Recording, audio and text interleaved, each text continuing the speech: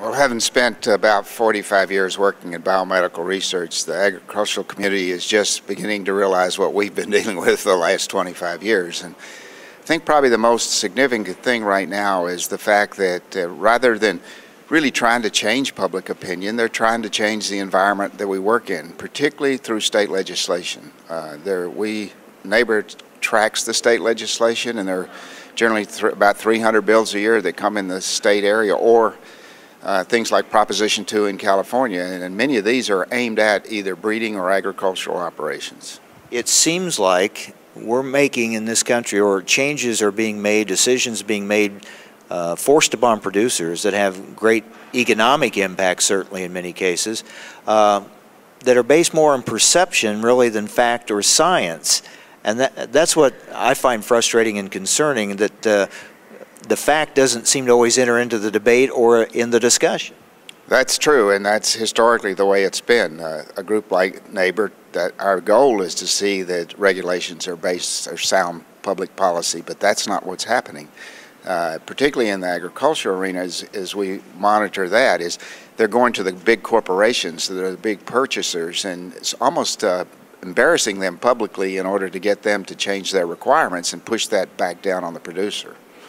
That seems the way, and it's almost become a marketing issue in many cases, and we're dealing, of course, with a consumer base that is removed from farm and removed from food production. So certain things have a warm and fuzzy sound and perception in their minds, and they go with that, and sometimes, let's say like gestation stalls, for instance, in pork production, it's like lost in the whole discussion is why we went to gestation stalls, that they served a purpose in animal welfare and protection of those animals.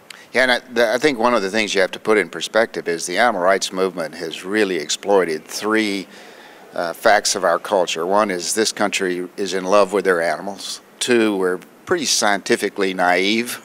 Most people avoid science at all costs when they go to college. And three is that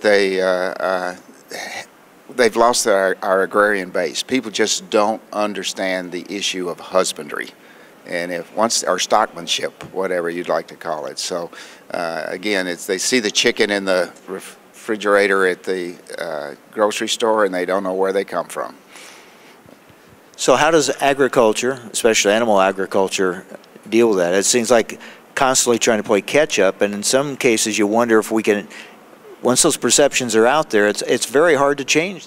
I think one of the biggest challenges is that the animal rights movement is really not working at the federal level, where it's much easier to control regulatory issues.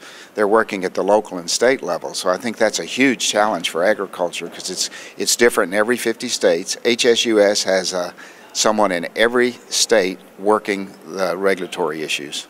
Yeah, I think one of the things we have to realize is this whole animal rights issue needs to be put in perspective. And the general public, one of the things the animal rights movement has done a good job of is confusing the public of the difference between animal welfare and animal rights.